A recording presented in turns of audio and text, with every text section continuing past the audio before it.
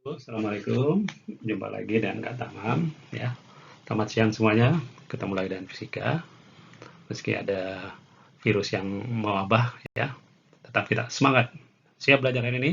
Siap ya. Ini kita akan melanjutkan pada alat optik 2 yang melanjutkan sesi sebelumnya, yaitu alat optik 1 yang di sana kita belajar tentang mata, cacat mata dan kacamata serta loop. Ini kita akan belajar yang pertama mikroskop, yang kedua adalah teleskop, dan yang ketiga untuk melengkapinya kita belajar teropong bumi dan teropong panggung. Pertama adalah mikroskop. Sesuai dengan namanya, mikro artinya kecil, skop adalah melihat, berarti untuk melihat benda-benda yang kecil. Mikroskop terdiri dari dua buah lensa, yaitu lensa objektif dan lensa okuler. Dengan adanya dua buah lensa ini, perbesarannya akan berlipat-lipat dibandingkan dengan loupe yang hanya satu lensa.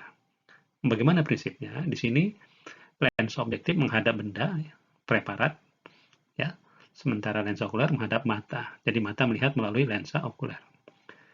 Nah, pertama, jarak dari benda awal ini, benda aslinya ke lensa objektif disebut SOB. Nanti lensa objektif ini membentuk bayangan pertama, yaitu nyata terbalik diperbesar. Jaraknya ke lensa objektif adalah S akson OB. Nah, bayangan yang dibentuk oleh lensa objektif ini jadi benda bagi lensa okuler, sehingga jaraknya ke lensa okuler adalah SOK. Nanti, lensa okuler ini berperan seperti loop, membentuk bayangan akhir. Ya. Yang depan ini, yang besar ini bayangan akhir yang maya tegak diperbesar dibandingkan dengan benda yang kedua ini, ya, benda yang hasil pembentukan lensa objektif ini. Ya, jadi soal kembali, lensa objektif membentuk bayangan apa? Nyata terbalik diperbesar, kemudian lensa okuler membentuk bayangan maya tegak diperbesar. Tetapi kalau kita anggap sebagai satu kesatuan, lensa objektif dan lensa okuler sebagai satu kesatuan mikroskop, berarti kita hanya melihat dari benda awal ke bayangan akhir, itu bayangannya adalah sifatnya adalah maya terbalik diperbesar. Ya. Kemudian di sini ada D. D itu jarak dari lensa objektif ke lensa okuler. Kalau kita lihat gambar, itu adalah S akson OB plus SOK. Ya. D ini sering juga disebut sebagai panjang tabung mikroskop. Dari mikroskop, ya, sifat bayangan adalah maya terbalik diperbesar. Nah, kalau berakomodasi maksimum, perumusan M-nya adalah S akson OB per SOB kali Sn per FOK ditambah 1. Seperti ini ya. Nah, kita lihat yang dalam kurung ini persis serupa dengan loop ya. Ya, jadi peranan daripada okuler itu serupa dengan loop ya.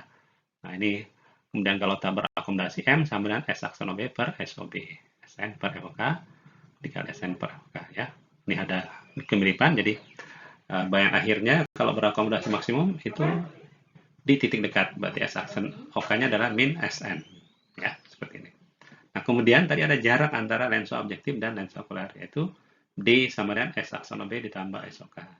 S akson OB bisa dicari dengan rumus 1 per S akson OB sama dengan 1 per FOB dikurang 1 per SOK.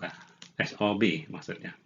Sementara SOK bisa dicari dengan 1 per SOK sama dengan 1 per FOK kurang 1 per S akson OK. Tapi ada yang istimewa, kita lihat sebelah kanan. Kalau dia tidak berakomodasi, maka SOK-nya sama dengan FOK.